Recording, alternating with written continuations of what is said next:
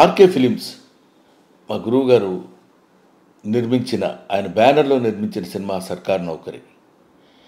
సర్కార్ నౌకరీ అనే ఈ సినిమా నేపథ్యమే చాలా డిఫరెంట్గా ఉన్నట్టు అనిపించింది. సినిమా చూసిన తర్వాత మరీ కొట్టొచ్చినట్టు కనిపిస్తుంది. ఎందుకంటే జనరల్గా సర్కార్ నౌకరీ అంటే అది పెద్ద గవర్నమెంట్ ఉద్యోగం అనుకునే దానిలో అఫ్కోర్స్ నేను స్టోరీ అంతా చెప్పకూడదేమో, కానీ అటువంటి సర్కార్ నౌకరీ అంటే ప్రజలకు సేవ చేసేటువంటి ఉద్యోగం అనే మెసేజ్ తోటి చాలా అందంగా ఒక వినూత్నమైన రీతిలో మనకి దర్శకత్వం వహించి చెప్పాడు మిస్టర్ శేఖర్. ఇదంతా అందరూ కలిసి యంగ్ బ్రెయిన్స్తో తీసిన సినిమా అన్న ఫీల్ మనకు కనిపిస్తుంటుంది. చాలా బాగా అద్భుతంగా నటించాడు మిస్టర్ ఆకాష్. ఆకాష్ గురించి చెప్పాలంటే వాళ్ళ అమ్మగారి గురించి చెప్పినంత గొప్పగా అనిపించింది. ఎందుకంటే కుర్రాడు కూడా కొంచెం ఏదో హిందీ యాక్టర్ టైప్లో కనిపించాడు. ఆ తర్వాత వాళ్ళ మదర్కి ఎంత పేరు వచ్చిందో అంతకంటే మించిన పేరు రావాలి ఆకాష్కి, ఆ భవిష్యత్తు ఉండాలని భగవంతుని ప్రార్థిస్తున్నాను. అతను హీరోగా మంచి స్టఫ్ మెటీరియల్ ఉన్న మనిషి అని ఫీలింగ్ నాకు ఈ సినిమా చూసిన తర్వాత అనిపించింది.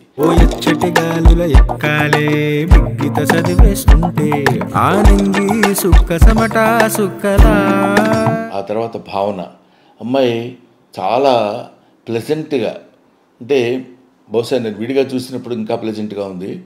సినిమాలో చూసినప్పుడు ఆ క్యారెక్టర్ వైజ్ ఏంటి పల్లెటూరు పిల్ల ఎలా ఉంది అనే ఫీలింగ్ కలిగించే విధంగా ఆ డిఫరెన్షియేషన్ బాగా ఉండేటట్టు కష్టపడ్డాడు డైరెక్టర్.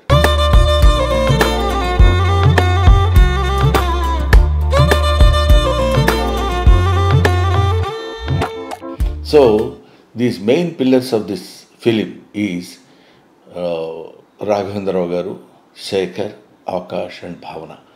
వీళ్ళతోటి సరే సపోర్టింగ్ ఆర్టిస్టులు చాలామంది ఉండొచ్చు.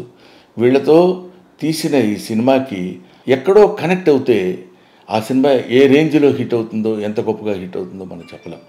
అందువల్ల అలాంటి దీనిలో హిట్ అవడానికి ఉండేటువంటి అంశాలు ఈ సినిమాలో ఉన్నాయన్న భావన నాకు కలిగింది. సో దానిలో అతి న్యాచురల్గా, అతి సహజంగా అందరూ నటించారు. ఇందులో అద్భుతమైనటువంటి నటన ప్రదర్శించడం అది కాకుండా సహజంగా నటించినటువంటి సన్నివేశాలు ఇందులో ఉన్నాయి. మనతో పాటు మనం ఈ సినిమాతో పాటు నడుస్తున్నట్టు, సినిమాతో పాటు మనం కలిసి తిరుగుతున్నట్టు ఉంటుంది తప్ప థియేటర్లో కూర్చొని మనం సినిమా చూస్తున్న ఫీలింగ్ లేకుండా ఒక అద్భుతమైన రీతిలో దర్శకత్వం వహించిన mister Shekhar, I wish him all the best. God will give him very good future. And మా గురువుగారు రాఘవేంద్రరావు గారు, అదే నేను అంటున్నాను, రాఘవేంద్రరావు గారు అనగానే వెంటనే మనకి అలా ఉంటాయి.